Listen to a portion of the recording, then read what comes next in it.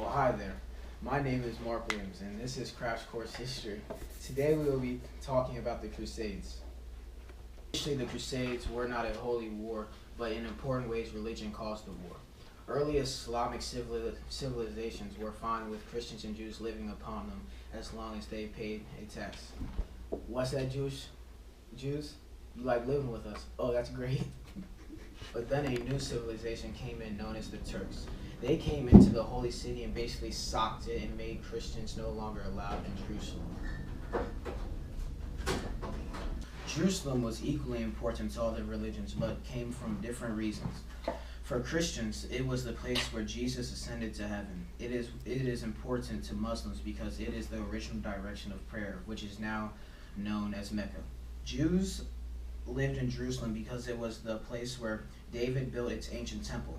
Dome of the Rocks is located in Jerusalem and is very important to all its religions. Pope Urban called for the First Crusade in 1095 CE. The Crusades weren't really military battles, it was more of a ransacking. Back in this time period, ransacking were not very popular.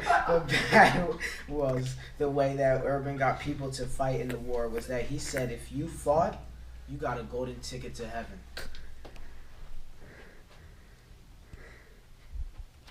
Most of the people who responded to this call weren't knights. They were the poor people. I wish I could paint Oh, sorry. Back to the show. Poor people were not only less trained than the knights, but they had worse equipment. Back during the Crusades, rituals of fighting were based on royal coordinations. Hey boys and girls, back to the show. Even though there was no real leader or plan, the Christians were miraculously successful. By then, end of the First Crusade, they did the impossible in taking back Jerusalem. They did that in a big way, killing lots of people, mostly inside the Alaskan mosque. The Christians saw this as a miracle.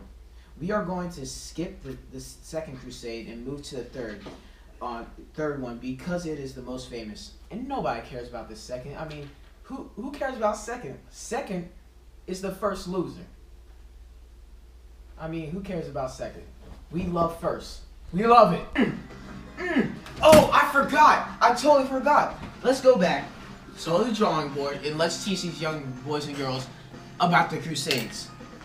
This crusade began by the rising Egyptian general known as Saladin. He was taking over lots of land, including Damascus and most importantly Jerusalem. The loss of Jerusalem caused Pope Gregory VIII to call for the Third Crusade. You know, we practicing our golf swing.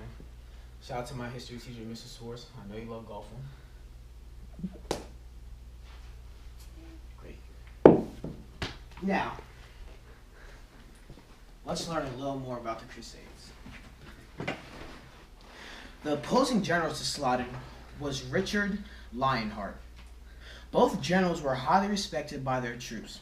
Richard understood that he was not going to be able to retake Jerusalem without conquering Egypt.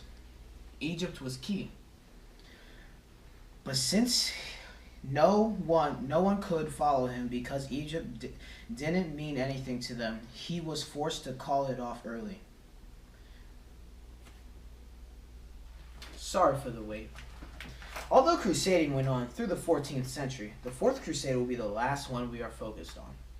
The Fourth Crusade just ended by the Christians ransacking Constantinople, destroying it. Thank you for watching. We will see you next week.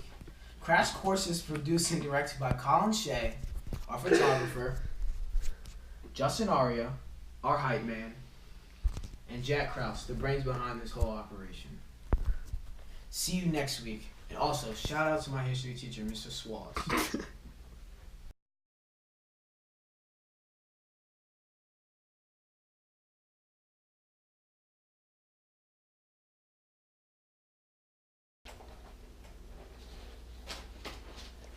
Are we going? Alright, we start. Pope Urban called for the First Crusade in 110. How do you say it?